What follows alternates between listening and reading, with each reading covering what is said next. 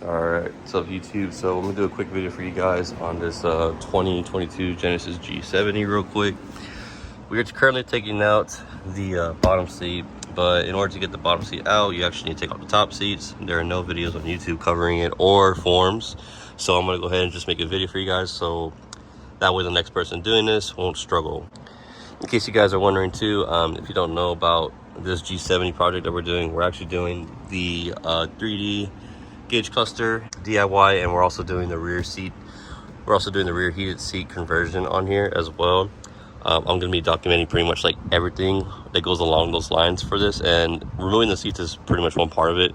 But the bigger question is going to be when it comes to figuring out where the wiring is going to go, if I need another BCM or something like that. So we'll get to that eventually, but yeah, let's go ahead and get into this seat removal. First things first, to lower these seats right here, the front seats, you actually had to pull on this lever on this guy right here, and on the other side it is right there.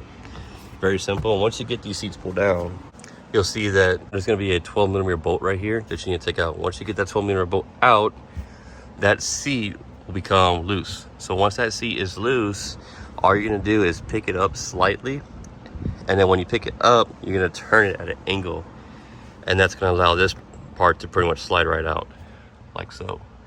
So once you get that seat side out, you'll see that you can actually take this one out as well, just like that. Slide it right up, and then same thing for this side, just pull this way. See how the seat's like at an angle?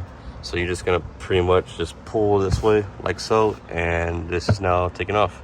So with the rear seats taken out, you have access to the bolts to take out the rear seats, which means this guy right here and this one over here. Both of them are gonna be 12mm. Once you get the 12mm bolts removed, all you have to do is pretty much simply lift up on here, and it comes right out, just like so.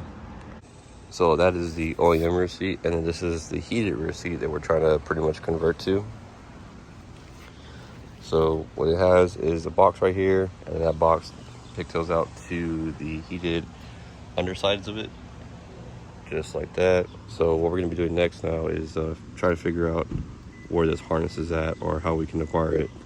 So once I figured out the wiring diagram, I'll keep you guys posted on doing the DIY for yourselves, and hopefully everyone who wants this feature in the car can do so with these using my videos. Anyways guys, that's it for this video though. I'll go ahead and catch you guys back here in the next video. Peace out.